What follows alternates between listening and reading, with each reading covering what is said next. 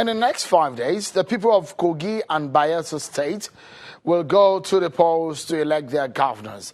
Bayelsa State in the south region of the country, Kogi in the north-central region of the country. Amidst all the preparations by INEC security operatives, a lot of stuff that INEC is talking about on the issue of logistics. They want to ensure that what happened in the 2019 election, general election, is not repeated, and they want to address those issues, and they want to make sure that no loopholes, but there are being worries now over violence, considering what was experienced in the last elections. Kogi and Bayelsa States are perhaps some of the most volatile states to conduct elections in Nigeria, considering what has happened in the past years. Tonight, we take a look at the issues and what needs to be done. I have joining me from Abuja studio, INEC Director of Voter Education and Publicity, Mr. Oluwole Osazi Uzi, and Mr. Abiodun Ajijola is the National Coordinator of Election Monitor. Let me begin with Mr. Ajijola tonight. Mr. Ajijola, there's been a whole lot of talks about fear of violence. But one thing that is certain, facts and figures don't lie. From what we've seen in 2011, what we saw also in 2012, in the governorship election, what we saw also in the last election in Bayelsa State, in Kogi State also, the election in Bayelsa State, for example, was concluded after a third try by INEC. Now, in the case of Kogi State, there were thousands of cancellation in over 10 local government areas. What are the figures telling us about this cancellation and the issue of the fear of violence? Good evening. Thank you very much for having me. To start with, you are very correct. These two states have a tendency of some level of volatility. And if you look at what happened, as you rightly mentioned, in the previous elections, we have really always had some level of violence. In the case of Bayelsa, the violence, I think, became more pronounced in 2015. And the reason for this is that before 2015, we had very little competition in Bayelsa. So what you had, if you look at the results of elections from 2011 in Bayelsa and before 2011, you would see a landslide victory, where the ruling party at the federal, the state was the same. And then you had, voter turnout very, very high. You had one party scoring about 90% of the total, of the total scores, votes cast.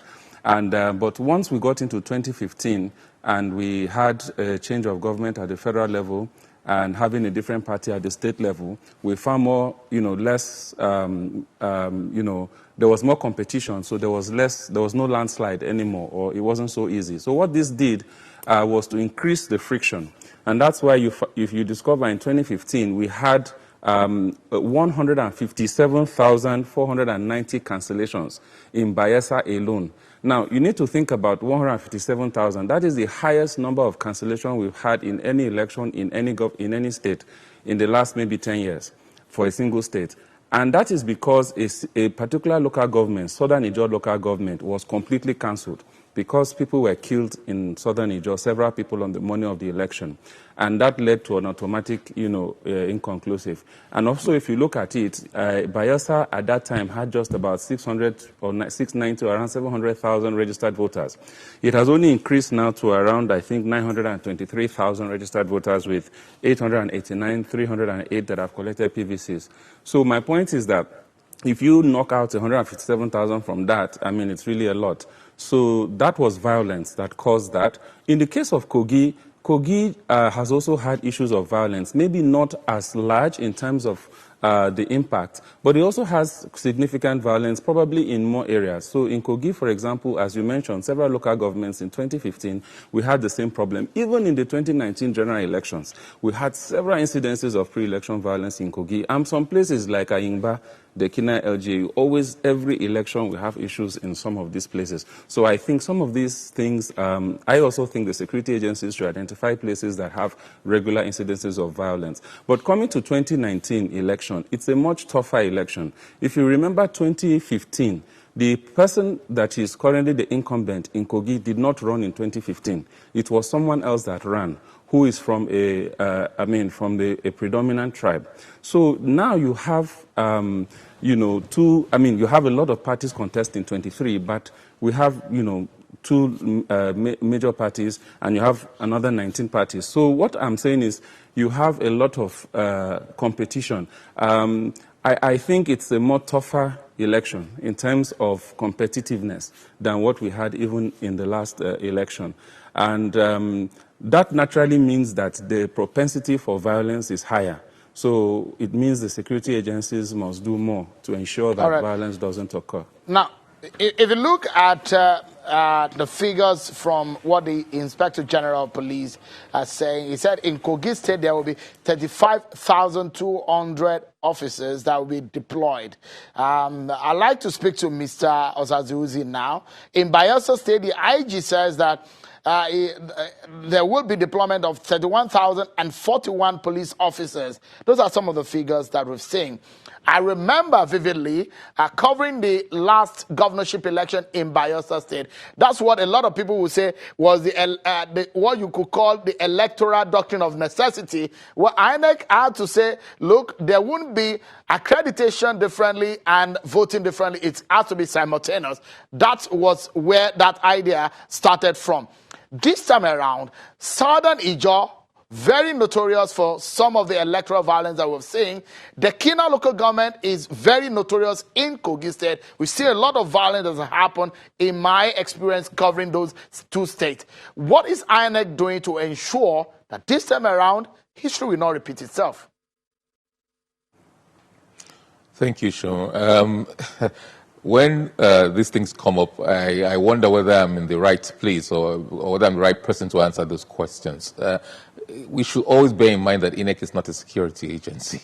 When I say what is INEC doing about securing the electoral environment, that is not its primary duty. In fact, it's concerned about security for sure. But I think one of the security agents might be in a better position. But having said that, on our own part, we're interacting, and there have been a series of interactions with the security agency. I acknowledge that the chairman of INEC is the co-chair of the Interagency Consultative Committee on Electoral Security. A major meeting held Friday for the last one.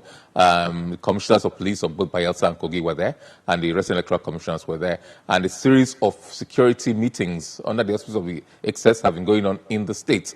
And on our own part, we have developed these tools for risk mapping. We've done risk mapping, shared the findings with security agencies. We use both the electoral risk management tool and the FMAT, the electoral violence mitigation and advocacy tool. We have been advocating. We've deployed the Directorate of Alternative Dispute Resolution to talk to several stakeholders, including traditional rulers, candidates and political parties, the youths, and other stakeholders to see what they can do in terms of peace building efforts. We're a civil organization, we're not a security agency, but we think in our part we can do some of these things to build confidence and to ensure that. I just came back from Yenagua. We had a peace walk, and we've been engaging all the youths, especially because they tend to be the ones that are used for such disruptions of the poll. We did the same thing in Kogi, and it was very, very well received. I think most of the people are determined that this time around, Mr. Osaze-Uzi, they will be. Let me apologies to butt into your line of thought. But this time around, it does look like attention of security agencies are in those hot spots. In Bayelsa State, Southern Ijaw is one critical area. If you look at it right there on your screen, violence caused election cancellation in some part of Bayelsa State in the 2015 Bayelsa State governorship election. You can see the figures there, right there for you. And if you flip the page and look at what has happened in Kogi State, violence-oriented or enabled cancellation, you see what has happened and the incidents there in terms of what has happened in the cancellation and the implications of some of these issues.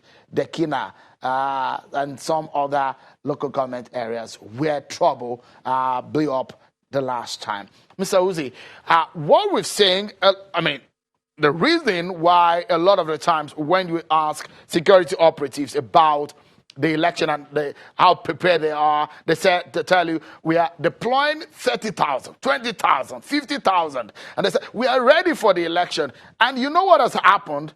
in the recent history of Nigeria, election has been cancelled on election day because of security issues. We've had election postponed in this country because of security issues. So a lot of the times, INEC gets the brunt of this matter. So, but in this case, a lot of people have asked the question, what is INEC doing? Because if you look at the number of cancellation, what is INEC doing to discourage politicians from destroying ballot papers or destroying election materials as a deterrent to some of these issues? Some people have asked that if there is any disruption, the vote in those areas should be cancelled.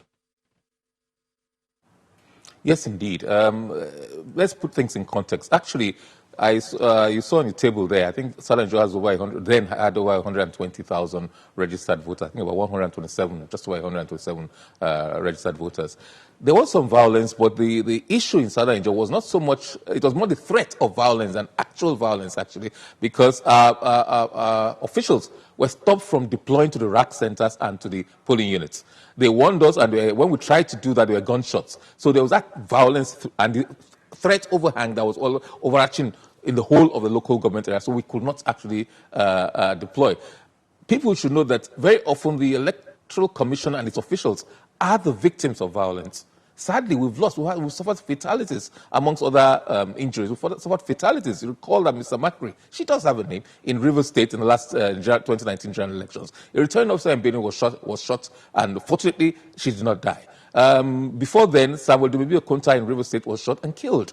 So we are at the forefront of it. So we know that any product of any electoral product of such an environment cannot be said to be free, fair, or reasonable or credible. So we are very, very concerned about it, and we have been engaging the security agencies because they have the primary responsibility of securing the electoral environment, generally securing the country in the first place. And then, Mr. Osazi, election day, where there's a mass let me perhaps, sorry, apologies, because a lot of Nigerians who are watching now will then be asking that this is part, because if you are looking at state with volatility in election, you talk about Bauchi, you talk about Kaduna, you talk about River State, you talk about Kogi State, you talk about Bayelsa State. But this time around, we have perhaps some of the most volatile states conducting elections now.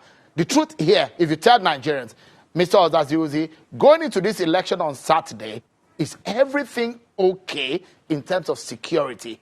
Peace accord signed, is that enough? Oh, certainly not.